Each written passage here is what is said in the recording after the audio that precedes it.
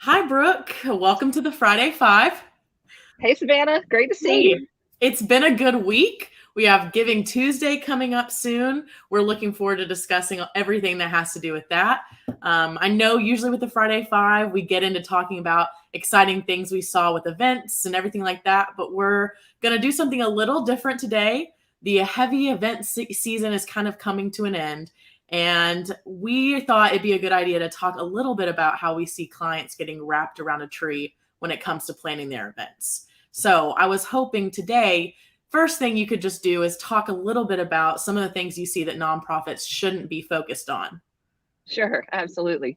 Um, yeah, we sort of came up with that term wrapped around a tree, thinking about the forest for the trees and how we consistently see that sometimes where a client will get just real focused in on some things that we know aren't drivers for success.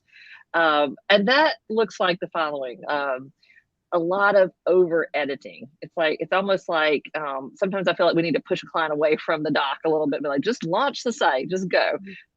Just hours and hours editing, over editing, sharing it. One of the worst things sometimes is sharing it with your event committee, like to see if they see anything, because everyone is going to answer with something, because that's what you've asked them to do, and so it just slows down all of that. And what we know is we see how much time someone spends on a page. Mhm. We know they're really not reading everything you're writing there.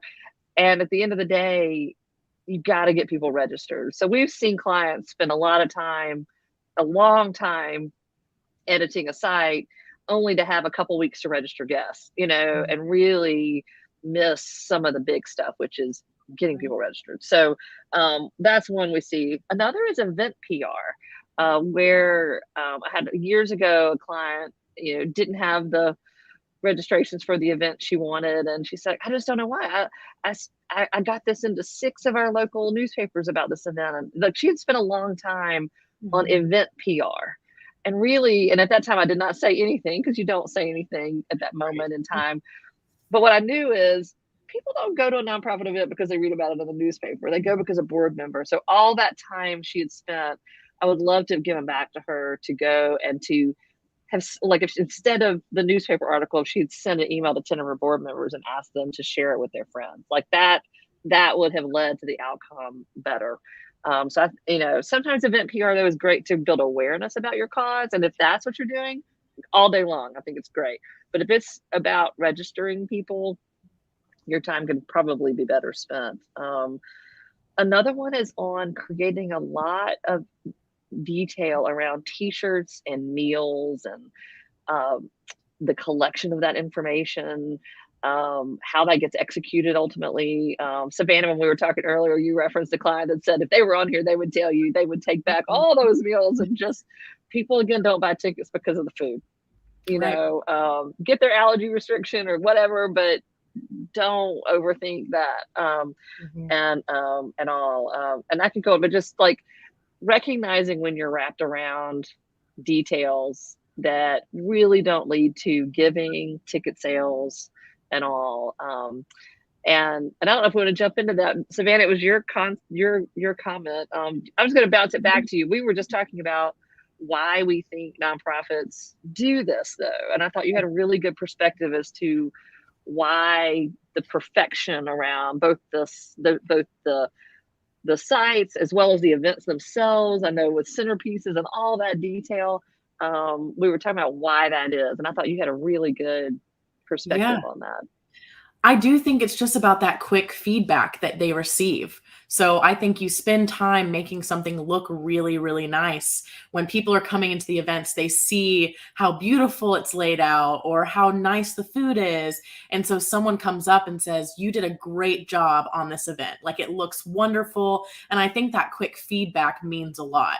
And so sometimes I think that it's hard to focus on the things that are kind of on the back end that people might not actually see. So all of that pre-event fundraising, getting everybody registered ahead of time, I think those are the things that you might not always get the feedback on or the compliments on.